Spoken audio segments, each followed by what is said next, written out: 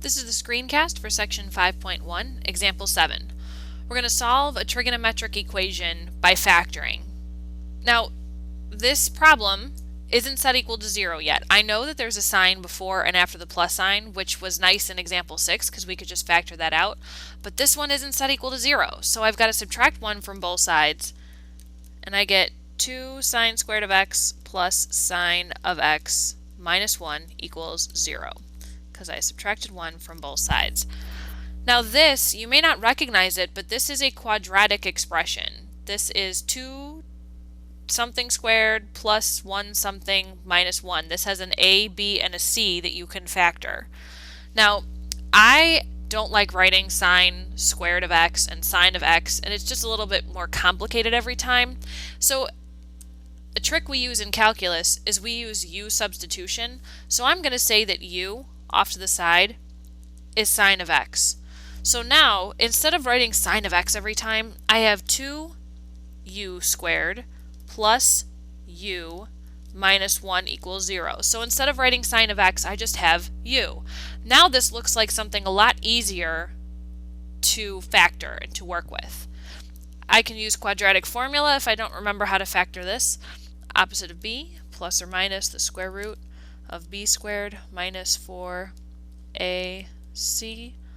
all over 2a. And I get u is negative 1 plus or minus the square root of 9 all over 4, which is going to be negative 1 plus or minus 3 all over 4, which is 1/2 or negative 1. So that means instead of u equals 1/2 or negative 1, we're really looking for, first of all, our factorization is going to be 2u minus 1 times u plus 1 equals 0. So 2 times the sine of x minus 1, or the sine of x plus 1 equals 0.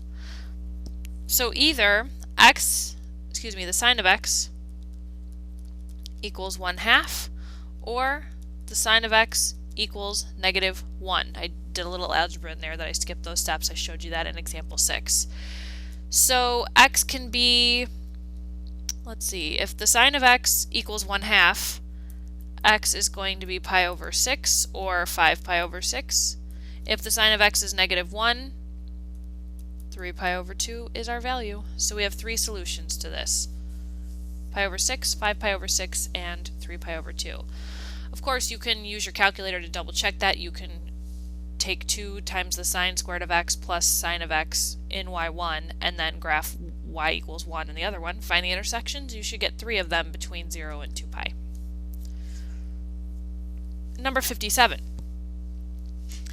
Already set equal to 0 for us, so that's nice. This time, I'm going to make cosine of x equal u. So for u squared minus 4u plus 1 equals 0. Quadratic formula, so u equals 4 plus or minus the square root of 16 times 4, 16 minus 4 times 4 times 1 all over 4 times 4. So u equals 4 plus or minus the square root of, in this case, 0 over 16. So that has to be 1/4. And u has to equal 1/4, which in this case cosine of x equals 1/4. And I know that the x value that gives the inverse of 1/4, actually I don't know that, so I'm going to say that x equals the inverse cosine of 1/4.